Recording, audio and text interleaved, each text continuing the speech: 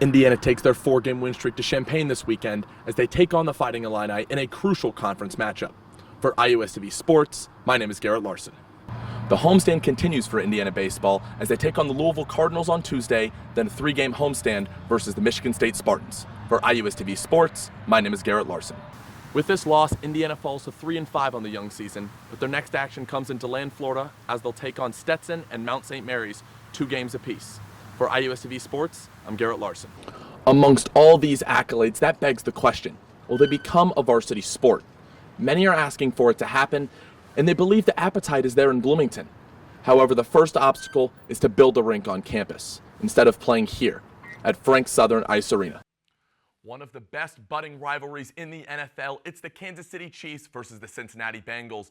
The Bengals took down the Chiefs in Arrowhead last year to go to the Super Bowl. Let's see if they can do it again. Let's go to KC.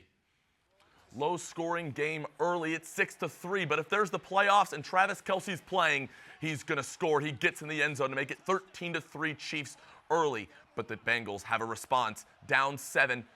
Joe Burrow throws it up to T. Higgins. There's 2 on him, but it doesn't matter. T. Higgins mosses 2 defenders to get the score, and we're tied at 13.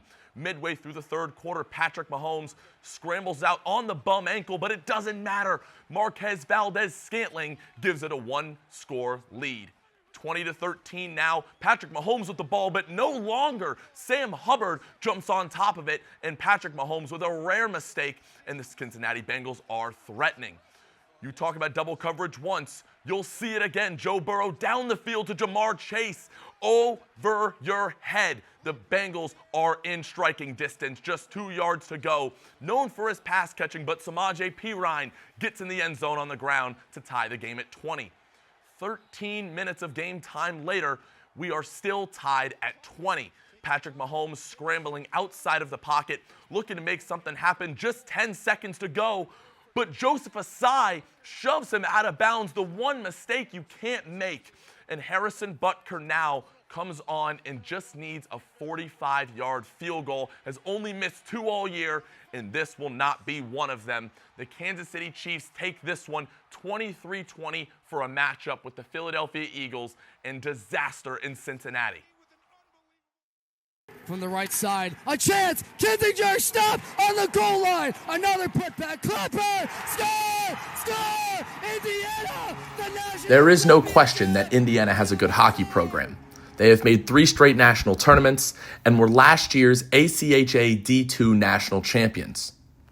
We knew we could do it. You know, we lost in the Final Four the year before in double overtime off of a bounce. It happens. So we knew it was possible. That was the first thing. We bought in together as a group. I mean, we'll never forget it. You know, hearing what the seniors went through the year before, like we really just wanted to come out for them. And obviously we were part of it too, but you know, seeing how happy it made them and how torn apart they were the year before, it was so great seeing them get their dream and get our dream at the same time. But even more important than on the ice, this team is close off the ice as well. Yeah, I mean, these guys are my best friends, truly. This is my family, and I love every kid on this team, and I feel the same back. So it's really, it's a great family culture that we have here. And this is the closest knit group that I've ever been a part of.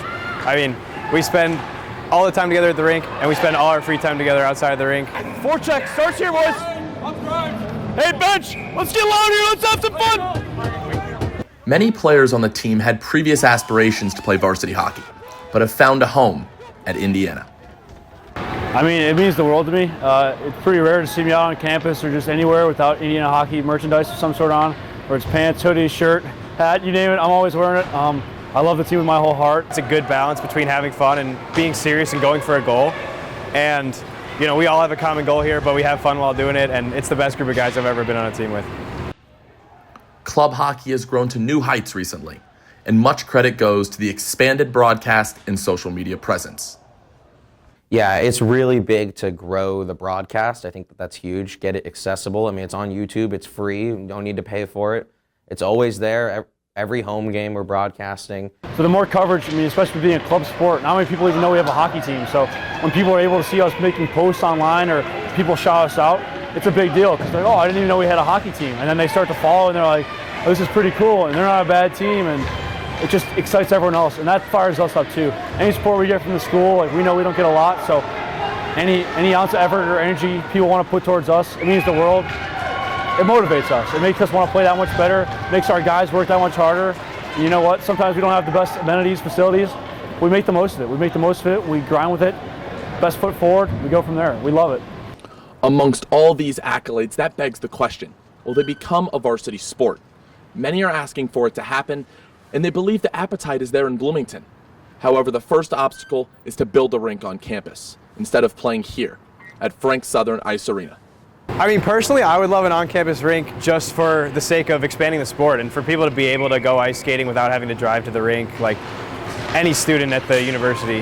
As far as a varsity sport, I know it takes a lot of work, it takes a lot of funding, but Indiana's an attractive school for everyone. I mean, I don't see how they'd have an issue recruiting players.